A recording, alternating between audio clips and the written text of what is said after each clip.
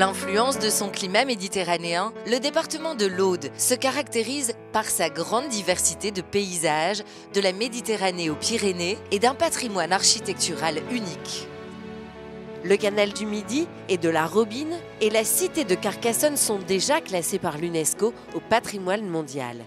Aujourd'hui, l'Aude veut aller plus loin et obtenir ce précieux label pour la cité de Carcassonne et ses 7 citadelles du vertige. Dans le cadre d'un projet d'inscription à l'UNESCO de ce patrimoine, il y a 7 forteresses qui ont été retenues en plus de la cité de Carcassonne. C'est les châteaux de Termes, Aguilar, Quéribus, Peyrepertuse, puis Laurence, Montségur et Lastours.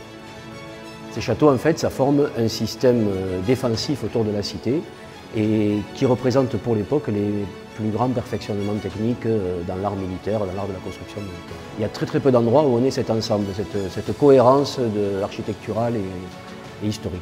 C'est la raison pour laquelle un comité de soutien est créé et que nous appelons bien sûr les habitants de notre département, du département de l'Ariège, au-delà de la région Occitanie et de France entière, pour soutenir cette démarche qui est extrêmement importante.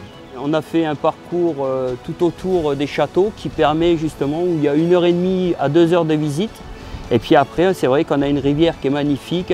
Alors nous, la spécialité, c'est le gariguet, le gâteau du pays Qatar. Il est composé d'amandes, de miel de châtaignier, de vanille, des raisins macérés dans le muscat et la farine d'épeautre du pays Qatar.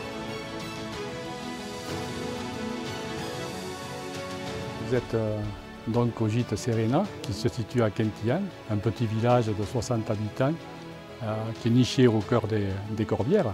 Qui a été labellisé Gîte de France et marque Pays Qatar.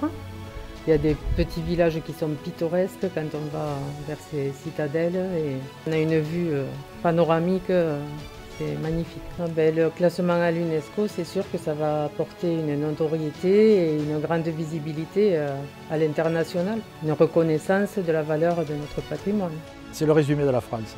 C'est-à-dire c'est un pays dans lequel on a à la fois une station de ski et des plages, on a des plaines et des montagnes, on a une histoire, et donc une histoire qui en elle-même résume l'histoire de la France, faite de bonheur et de malheur successifs, et d'un rassemblement d'une population. Et donc c'est vraiment le résumé de la France.